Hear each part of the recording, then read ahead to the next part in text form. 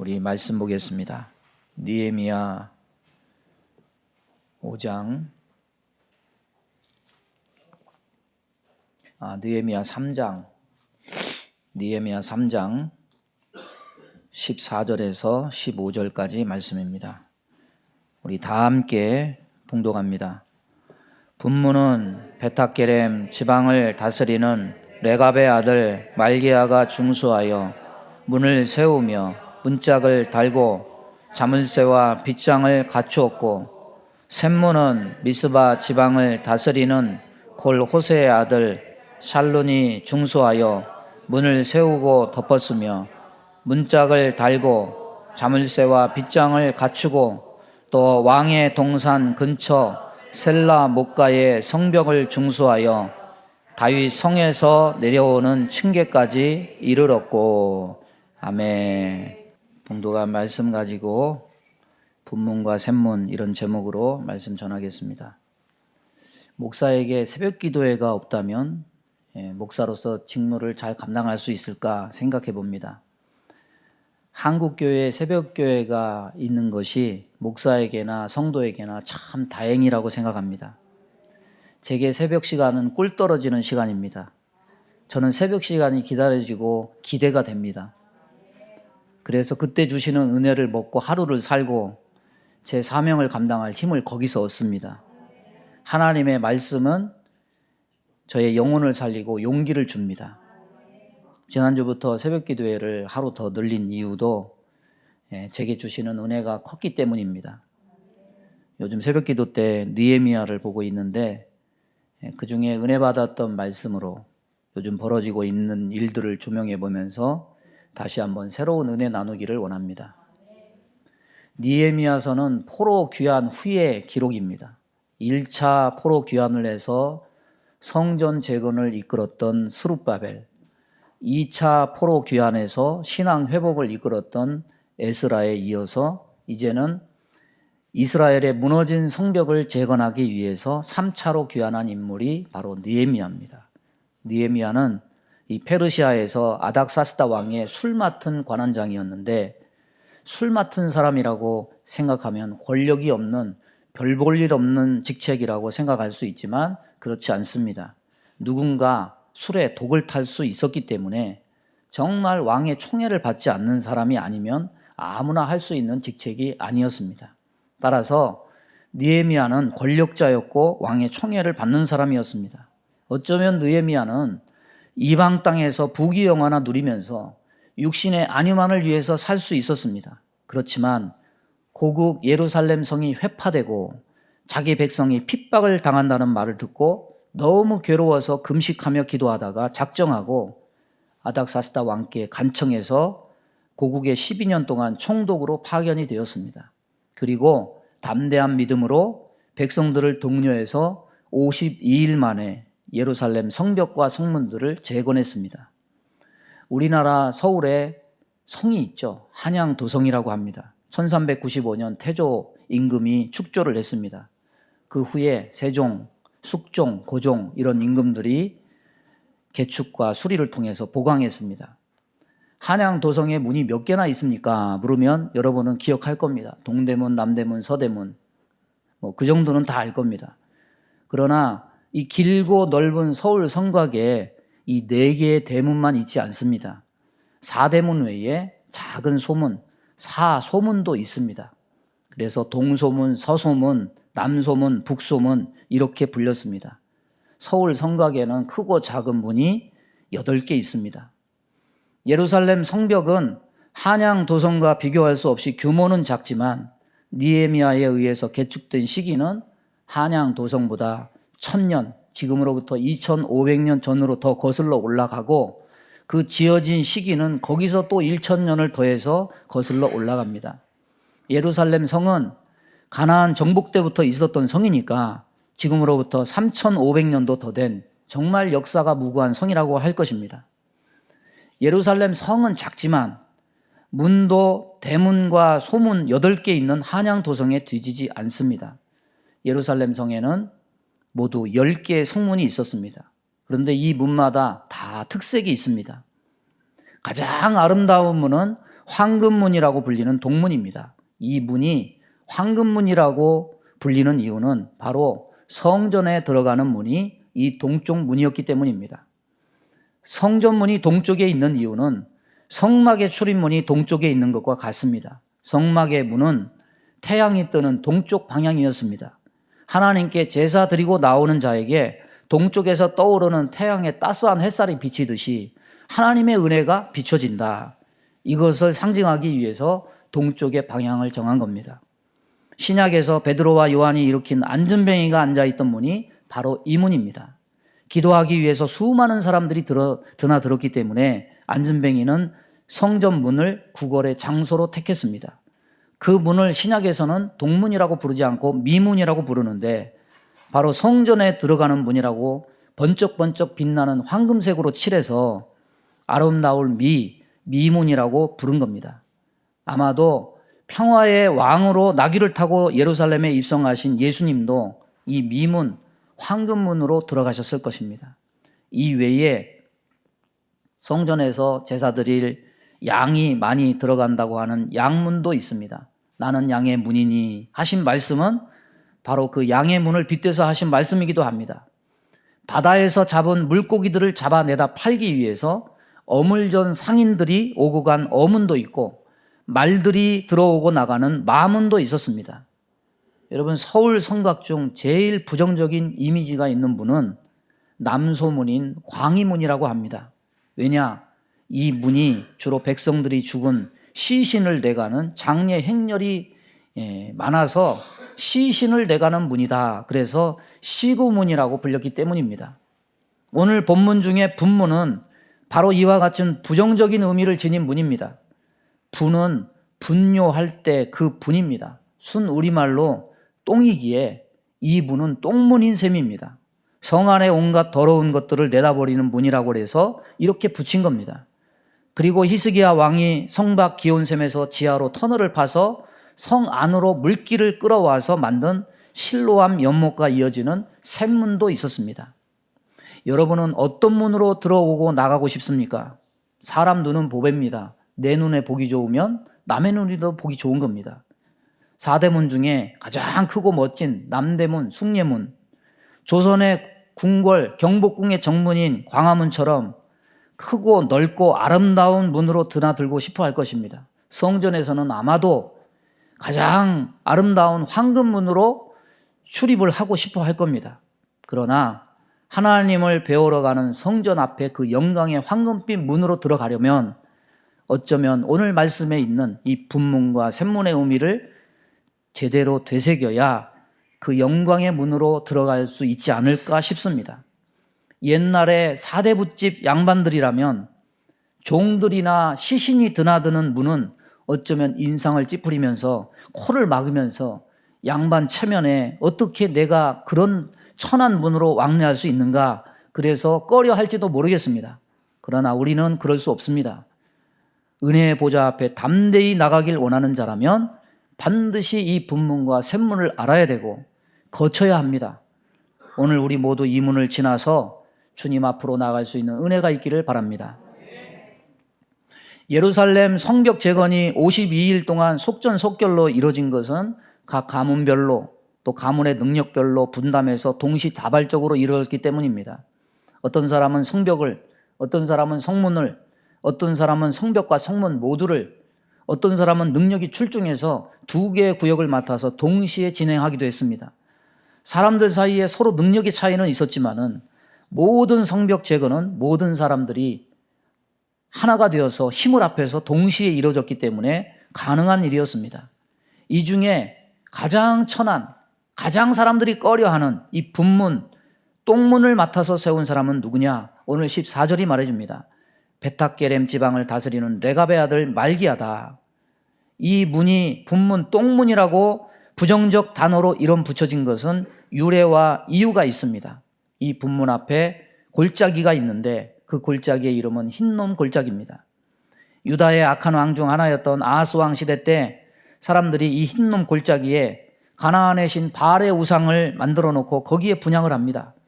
또 이곳에 암몬의 신 몰렉을 위한 산당 도벳을 짓고 어린 자녀들을 산채로 불살라서 제물로 바치는 인신제사에 악을 행했습니다. 그래서 예레미야서 예스겔서 보면 선지자들이 이런 유다의 악행을 고발하고 책망하는 것을 볼 수 있습니다. 더러워진 이곳을 깨끗하게 정화시키고 그것을 회복한 사람이 있습니다. 바로 유다의 마지막 왕 요시야 왕입니다. 몰렉에게 드리던 이방 제사를 피하고 우상의 산당을 불태우고 터를 더럽힙니다. 그때부터 이곳은 이방인의 무덤과 쓰레기 소각장으로 쓰여졌습니다. 예루살렘에서 나오는 쓰레기들을 다 모아서 여기에 불을 피워 태웠고 각종 오물들을 버렸습니다. 특히 율법을 어긴 자, 그리고 이방인, 반역자, 문둥병자, 부정한 질병으로 죽은 사람, 오갈 데 없이 살다가 이름 없이 죽은 거지, 노숙자, 불황인, 이런 사람들의 시체를 여기에 갖다 내다 버리고 여기에 매장을 했습니다. 그런 까닭에 이 골짜기 주변에는 항상 거민 연기가 피어오르고 짐승의 사체, 사람의 시체에서 나오는 심한 악취가 진동했다고 전해집니다. 그리고 사람들은 자연스럽게 예루살렘 성 안의 쓰레기도 오물도 이 분문을 통해서 흰놈 골짜기에 버리기 시작했는데, 이렇게 온갖 더러운 것과 오물들, 죄인들의 시체, 짐승의 사체가 지나가는 문이어서 더럽고 불결하다, 그런 의미로 분문이라고 이름이 지어진 겁니다. 유대인들은 지옥을 게헨놈이라고 부릅니다. 이 지옥이라는 단어의 개념이 차용된 것이 어디냐? 바로 흰놈 골짜기입니다.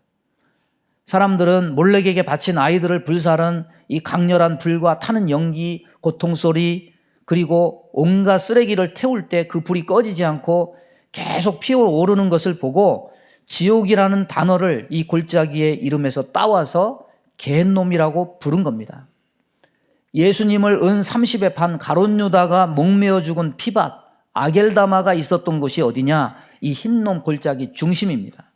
그렇다면 이곳은 이미지도 안 좋고 냄새도 안 좋고 의미도 안 좋고 누구나 이곳에 다 손대기를 꺼려하는 곳입니다.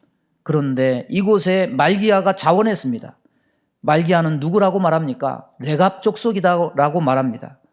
레갑 족속은 원래 이스라엘 사람이 아닙니다. 미디안 족속 중 모세의 장인이 소속되었던 겐 족속이 바로 레갑 족속의 조상입니다. 이 족속은 우리가 알다시피 하나님께 인정받고 칭찬받고 하나님의 보호를 보장받은 족속입니다. 레갑의 자손 요나답은 그 후손들에게 3가지 계명을 줍니다. 포도주를 마시지 마라, 성박 장막에 거주하라, 목축만을 직업으로 삼으라. 그 자손들은 몇백 년이 지나도 선조의 명을 그대로 지켜갔습니다. 예레미야 때 하나님은 예레미야에게 명령합니다. 레갑 족속을 불러서 포도주를 권해보라. 저들은 역시 거절합니다. 하나님은 이를 보고 이스라엘은 패역해서 하나님의 말씀에 불순종했지만 이 레갑 족속은 믿음과 절개와 순종을 변치 않았다 칭찬하시면서 레갑의 아들 요나답에게서 내 앞에 설 사람이 영영이 끊어지지 아니하리라, 저들을 특별히 보호하시겠다고 보장해 주셨습니다. 그래서 레갑 족속은 유다가 바벨론에 망할 때도 다 구원받았습니다. 요즘 이 지옥불이 타오르는 흰놈 골짜기, 더럽고 냄새나는 그 온갖 검은 연기가 피어오르는 이곳을 연상시키는 사람이 정명석의 제이메스가 아닌가 생각이 됩니다. 넷플릭스 다큐물 나는 신이다 시리즈에서 정명석의 JMS를 다루는 3부작 다큐가 나와서 굉장한 사회적 충격과 반향을 불러일으키고 있습니다. 자칭 하나님, 메시아라고 자처하면서 수많은 젊은 여성들을 유린한 흉악한 범죄자입니다. 감히 하나님의 이름을 들먹거리고 기독교와 교회라는 이름을 걸고 행하는 그의 파렴치하고 뻔뻔하고 악한 행위에 분노가 치밀어 오르고 깊은 탄식이 절로 나옵니다. 그 다큐를 보면서 그런데 한 가지 안타깝고 염려되는 부분이 있었습니다. 피해자라고 밝히는 한 처녀가 위협과 수모를 감수하고 용기를 내서, 그것도 그냥 어떤 얼굴을 가리고 그렇게 하는 것도 아니고 얼굴을 다 공개하고 기자회견을 하고 그 모든 전모를 폭로했는데, 저는 그분의 용기를 높이 사지만 한편으로 인간적인 염려가 내 마음에 스쳤습니다. 저렇게 얼굴까지 공개하면 앞으로 창창한 앞날에 얼마나 많은 거침돌이 생길 건데, 앞으로 결혼도 해야 되고 사회생활도 해야 될 텐데 이 사람들의 부정적인 시선은 어떻게 감내하려고 얼굴을 공개하면서까지 저희를 할까? 어렸을 때 부모님들이 서로 사이가 안 좋았고 학교에서도 언제나 외롭고 왕따였기 때문에 남의 이목 신경 쓸 필요가 없다고 생각해서 그렇게 할 수 있었나 보다. 그런데 이내 내 생각이 잘못되었다는 것을 깨달았습니다. 그녀가 아버지와 통화하는 내용이 나왔습니다. 안부를 물으면서 그 아버지가 그 처녀를 향해서 하는 말이, 나는 네가 옳다고 행하는 이 일을 지지한다. 나는 용기를 내서 정의를 위해 싸우는 네가 자랑스럽다. 나는 너를 사랑한다. 아빠는 언제나 네 편이다. 이 처녀가 그녀의 용기에 지지를 보내는 아버지의 말에 감격해서 눈물을 흘리면서 위로받는 모습을 보면서 내가 너무 얕은 생각을 했구나. 정말 똥 같고 오물 같고 사탄 같은 자, 거기다가 비겁하기까지 한 정명석인데 정명석과 피해자는 구분해서 봐야 되겠구나. 그녀의 자기 딸이 비난받아야 될 대상이 아니라 보상받아야 되고 위로받아야 되고 치유받아야 될 사람이라는 것을 그녀의 아버지는 아는구나. 여러분, 자녀를 향한 합당한 부모의 반응이 그것이라면 JMS의 피해를 입은 수많은 사람들을 향한 하나님 아버지의 마음은 그 이상일 것입니다. 그렇다면은 더러운 오물 같은 흰농 골짜기 안과 같은 JMS 안에 피해를 입은 자를 향한 하나님 아버지의 시선, 하나님 아버지의 마음이 우리에게 있어야 된다는 것을 깨닫게 되는 것입니다. 정명석이 중국에서 잡혔습니다. 중국 공안이 검사가 정명석을 신문합니다. 그에게 묻습니다. 당신이 메시아요? 그랬더니 주저하지도 않고 아니라고 발뺌을 했습니다. 그에게 충성했던 최측근이 자기 지금 눈앞에서 지금 정명석이 자기 입으로 메시아가 아니라고 발뺌하는 이 광경을 보고서 충격을 받았다고 했습니다. 지금까지 이 모든 어려움 속에 누구 때문에 굳은 일을 마다하지 않고 마다하지 않고 따라왔는데 메시아가 아니라니. 한낱 자기 목숨 구걸하기 위해서 자기를 따르던 사람들은 생각도 않고 비겁하게 아니라고 발뺌하는 이 사람을 보고 이 사람은 대체 누구였는가? 나는 지금까지 이 사람에게 속았는가? 그 일은 그의 눈을 지금까지 굳게 가리웠던 어둠의 콩깍지를 벗게 하는 계기가 되었다고 했습니다. 여러분, 빌라도 총독 앞에 선 예수님은 어떠셨습니까? 빌라도가 물었습니다. 네가 유대인의 왕이냐? 예수님은 주저하지도 않고 당당하게 말씀하셨습니다. 내 말이 옳도다. 많은 분들이 그 다큐를 보고 공통으로 하는 말은 토가 나온다. 너무 더럽다. 이런 표현입니다. 여러분, 맞습니다. 정명석의 삶은 극한의 신성 모독이고 인간으로서 할 수 없는 온갖 더러운 오물과 똥과 같습니다. 그러나 우리는 여기서 하나를 더 봐야 됩니다. 그 안에도 구해낼 사람이 있구나. 목욕물에 때가 가득하다고 그 안에 있는 아기까지 버리면 되겠습니까? 안 된다는 거죠. 저와 여러분이 믿음이 있다고 생각합니까? 아니면 믿음이 강하다고 생각합니까? 하나님이 누구보다도 사랑하시고 누구보다도 여러분의 믿음을 인정하신다고 여러분 자부하십니까? 그렇다면 그 믿음을 가지고 남들보다 하나를 더 봐야 됩니다. 남들보다 하나를 더 행할 수 있어야 됩니다. 레갑 족속의 말기야처럼 제가 이 똥문을 보수하는데 헌신하겠습니다. 말할 수 있어야 됩니다.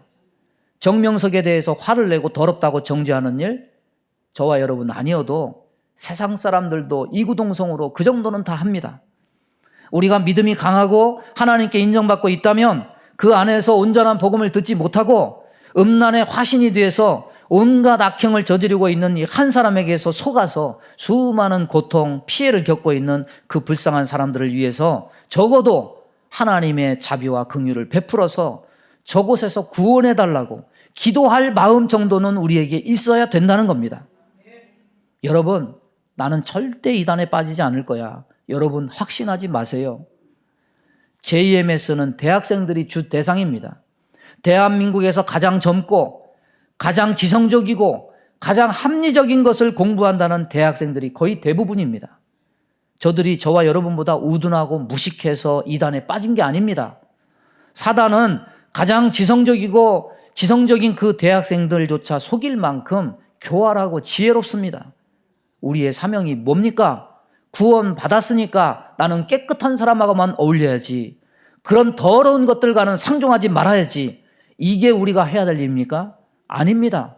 내 한 몸 편안하면, 내 한 몸 그런 더러운 것에 몸담거나 손담지 않는 것이 내 믿음이 쓰여지는 용도입니까? 아닙니다. 하나님께 가장 인정을 받을수록 가장 더러운 것을 위해서 하나님 제가 하겠습니다. 이렇게 가장 더럽고 냄새나는 똥문 세우기를 위해서 자청한 것처럼 하나님께 더 은혜 받을수록, 더 하나님께 인정받을수록 더 더럽고 비천하고 고통받고 어려운 이들을 위해서 우리의 기도와 행동의 지평을 넓혀야 된다는 겁니다. 더 더럽고 더 고통스럽고 더 안타깝고 더 어려운 이들을 우리가 살필 수 있어야 된다는 겁니다. 이렇게 더러운 문을 자청해서 세운 레갑 족속에게 주어진 영광이 뭡니까? 정확한 역사적 사실이라고는 말할 수가 없겠지만은 전해지는 말에 의하면 예수님의 탄생을 맞이했던 들에서 양을 치던 목자들이 바로 이 레갑 족속들이었다고 전해집니다. 바로 그들의 거주지 베탁게렘이 베들레헴 옆이었기 때문입니다. 동방 박사들은 이스라엘 사람이 아니었습니다. 이스라엘 중에 하나님의 아들의 탄생을 맞이한 이들은 목자들 외에 한 사람도 없었습니다. 하나님의 말씀에 운명을 거는 자들, 그리고 가장 하나님께 인정받고 칭찬받았지만은 오히려 남들이 모두 꺼려하는 똥문을 자청해서 세웠던 이들은 결국 가장 영광스러운 하나님의 아들을 맞이하는 영광을 얻은 것입니다. 여러분, 하나님이 가장 기뻐하시는 것이 뭡니까? 이 죄악 많은 세상에서 자기 백성을 구원하는 일이 하나님이 가장 원하시는 일입니다. 다니엘서 12장 3절에 많은 사람을 옳은 대로 돌아오게 한 자는 별과 같이 영원토록 빛나리라. 반드시 하나님이 그에게 주시는 영광이 있다는 겁니다. 15절은 셈문을 중수한 자들을 소개합니다. 셈문은 미스바 지방을 다스리던 살룬이라는 사람이 중수했습니다. 이 문이 셈문이라고 불린 것은 이 문이 바로 기온샘에서 지하 터널로 흘러 들어오는 물이 모이는 셀라못, 즉 실로암 연못이 그 옆에 있었기 때문입니다. 우리는 실로암 연못 하면 한 가지 사건을 떠올립니다. 그런데 이것도 우리가 보기에 좀 더러운 비위가 상하는 사건일 수 있습니다.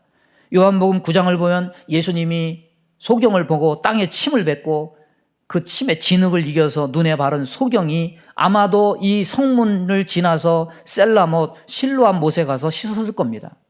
여러분, 저는 신약을 읽을 때마다 항상 이것이 풀려지지 않았어요. 예수님은 능력이 충분하시니까 내 믿음대로 될지어다 이러시든지, 내가 원하니 치료될지어다 말씀 한마디면 될 것을 왜 굳이 더럽게 침을 뱉어가지고 진흙을 이겨서 그것을 손으로 떠서 눈에 발랐을까? 주님 죄송합니다. 제가 예수님은 정말로 좋아하지만 예수님의 침까지는 좋아할 수 없을 것 같습니다. 죄송하지만 주님도 인간이시라고 했으니 주님의 침도 냄새는 나잖아요. 뭐 이런 생각들.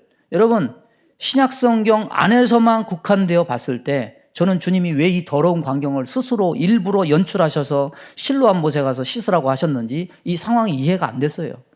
그러나 느헤미야서 이 실로암 연못 옆에 분문이 있음을 보고 주님이 왜 그 더러운 상황을 일부러 만드셨는지 이해가 되었습니다.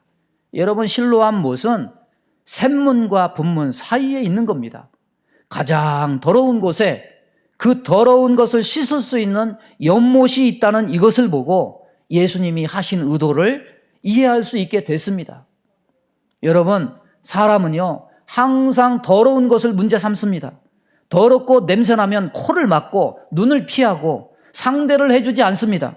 그러나 하나님께는 더러운 것이 문제가 아닙니다. 왜냐하면 인간이 깨끗하다고 해봐야 50보 100보입니다. 의인은 한 사람도 없습니다. 누구나 다 더럽고 씻음을 받아야 됩니다. 하나님께는 더러운 것이 문제가 아니라 더러운 것을 씻고자 하는 의지가 있느냐 없느냐, 이것이 더 중요한 것입니다. 따라서 예수님이 맹인에게 땅에 침을 뱉고 진흙을 이겨서 눈에 바른 후에 실로암 못에 가서 씻으라 하신 이유는 그 맹인에게 더러운 것을 씻고자 하는 의지가 있는지 없는지 그의 믿음을 시험한 겁니다. 맹인이 예수님이 침을 뱉고 진흙을 이겨 눈에 발랐을 때 눈이 열려지지 않으니까 보지는 못했을지라도 침을 뱉는 소리는 들었을 겁니다. 냄새로서 그 상황이 침 뱉어서 자기 눈에 발랐다는 것쯤은 알았을 겁니다. 여러분 같으면 어떻게 하겠습니까? 아니, 이 사람이 지금 침 뱉어서 진흙을 내 눈에 발라? 내가 장애인이라고 지금 나를 지금 무시하는 거야? 분을 내겠습니까? 아니면 더러운 것과 죄와 어둠을 한꺼번에 씻어줄 것이라는 기대를 가지고 여러분 말씀에 순종하겠습니까? 맹인은 더러운 것을 문제 삼지 않았습니다. 그래서 맹인이었다가 실로암 연못에 가서 다시 보게 된 그 사람은 눈이 열려서 치료를 받았고 예수님을 믿었습니다. 자신의 더러움과 함께 그 보이지 않는 눈도 씻어주실 것을 믿었기 때문입니다. 그러나 맹인을 신문에서 꼬투리를 잡으려 하던 바리새인들, 이 바리새인들은 예수님을 믿지 않았습니다. 바리새인들에게를 향해서 예수님은 이렇게 말씀하셨습니다. 너희가 맹인이 되었더라면 죄가 없으려니와 본다고 하니 너희 죄가 그대로 있느니라. 진흙에 침을 뱉어 눈에 바른다면 냄새도 고약하고 이 눈에 덧씌워진 진흙의 불편함도 상당할 것입니다. 이런 상태면 여러분 어떤 마음 듭니까? 빨리 가서 집에 빨리 가서 물로 샤워해야 되겠다. 깨끗이 씻고 싶다는 마음이 들 겁니다. 맹인에게는 죄를 포함한 그런 더러운 것을 씻을 마음이 있었습니다. 그러나 바리새인들은 어떻습니까? 이들은 아마도 분문 곁에는 더럽다고 발걸음을 안 했을 겁니다. 지나가는 맹인이나 문둥병자를 보면 코를 막고 피했을 겁니다. 그 대신에 저들은 어디 문을 갔겠습니까? 성전문, 번쩍번쩍 빛나는 동문, 아름다운 문으로 출입을 하면서 그 성전에서 손을 들고 거룩한 기도를 했을 겁니다. 아마도 저들은 더러운 이들과 자신을 구별짓는 기도를 했을 겁니다. 주님, 하나님, 저는 더러운 체리와 창녀 같지 않음을 감사하나이다. 저 분문 곁에 있는 문둥병자들과 같이 않음을 감사하나이다. 저 더럽게 구걸하는 소경들과 같지 않음을 감사하나이다. 그러나 예수님이 저들을 향해서 뭐라고 했습니까? 마태복음 21장 31절에 내가 진실로 진실로 너희에게 이르노니 세리들과 창녀들이 너희보다 먼저 하나님 나라에 들어가리라. 왜 그렇습니까? 하나님이 보시기에 이들은 더러운 죄가 가득하고 온갖 때가 묻어 있었습니다. 그러나 저들은 더러운 죄가 묻어서 악취가 나고 있음에도 불구하고 씻을 마음이 눈꼽만큼도 없었습니다. 하지만 예수님이 침 뱉어서 진흙을 이겨서 눈에 바른 맹인은 실로암 연못에 가서 씻고 죄도 씻고 눈도 씻고 그의 영안도 씻어서 구원을 받았습니다. 그래서 죄가 없다고 선언하셨지만 바리새인들은 자신들의 영혼의 냄새나고 더러움을 깨닫지도 못하고 씻으려고 생각하지도 않았습니다. 그들은 더러운 죄도 그대로 있으니 죄도 역시 그대로 있을 뿐입니다. 저들이 더러운 똥문 대신에 황금문을 지나서 성전에 갔지만 하나님이 보시기에 악취가 납니다. 똥냄새가 나는 불결한 자들일 뿐입니다. 여러분은 주님 앞에 올 때 어떻게 옵니까? 씻지도 않고 그냥 옵니까? 아니면 주여 나는 죄인으로소이다. 맹인과 같이 실로암 연못에 가서 씻을 마음으로 나옵니까? 우리가 주 앞에서 씻어야 영광의 황금문으로 들어가서 주님의 은혜의 보좌 앞에 담대히 나갈 수 있는 겁니다. 주님의 보혈에 씻음받고 정결한 모습으로 주님을 대하는 자들이 될 수 있기를 바랍니다. 말씀을 마무리합니다. 우리 교회 차를 경비실 옆 주차 공간에 세워두면 항상 벌어지는 일이 있습니다. 차 운행을 한동안 안 하다가 어느 날 가보면 앞유리에 똥이 가득해요. 비둘기, 까마귀, 온갖 새들이 똥을 싸놓는 것을 보게 됩니다. 이놈의 새끼들이 왜 항상 거기다 똥을 싸는지. 아마 새들이 즐겨 앉는 곳이 차 위에 있는 나뭇가지인 듯 싶어요. 저는 돈 주고 세차하는 게 제일 아깝더라고요. 아니 건강하니까 가서 그냥 물 한 바가지 끼고 그냥 내가 이렇게 하면 되는데 그걸 굳이 돈 주고 세차하나. 그래서 한 번도 돈 주고 세차한 적이 없어요. 근데 지난 겨울은 너무 추웠습니다. 도저히 손이 시려워서 세차할 엄두가 나지 않아서 할 수 없이 제 일생일 때 처음으로 손 세차장에 맡겼어요. 돈이 좋더라고요. 차 안팎으로 다 닦아주고 차 안에서 향기가 나고 비싼 돈 주고 세차를 하니까 이제는 제가 차를 거기다 놓겠습니까? 차가 깨끗해지니까 이제는 거기 안 놓게 되더라고요. 저 주차장 안에 깊은 곳에 놓게 되더라고요. 여러분, 깨끗이 씻고 나면 갈 자리 안 갈 자리 구분하게 됩니다. 놓을 자리 놓지 말아야 될 자리로 봐가면서 가게 되는 겁니다. 세상에는 똥 묻은 개가 겨 묻은 개 뭐라 하는 경우가 참 많습니다. 그런데 분문과 샘문은 우리에게 말해줍니다. 더러운 게 문제가 아니다. 더러운 것이 묻었는데도 깨닫지 못하고 씻지 않으려는 그것이 문제다. 우리에게는 씻을 곳이 있습니다. 골고다 언덕입니다. 우리에게는 씻을 물이 있습니다. 그리스도의 보혈의 피입니다. 우리는 때로 더러워지지만은 그곳에 가서 그리스도의 보혈로 정결케 될 수 있습니다. 보혈로 정결케 된 자만이 황금문으로 들어가서 은혜의 보좌 앞에 담대히 나갈 수가 있습니다. 그러나 혼자만 가면 안 됩니다. 분문 넘어 흰놈 골짜기에 더러운 것 묻은 자도 함께 실로한 연못으로 데려갈 수 있어야 됩니다. 누구나 꺼려하는 일에 자청한 레갑 족속 말기야처럼 하나님이 가장 기뻐하시는 일에 헌신할 수 있는 저와 여러분 되기를 주님의 이름으로 축원합니다. 아멘.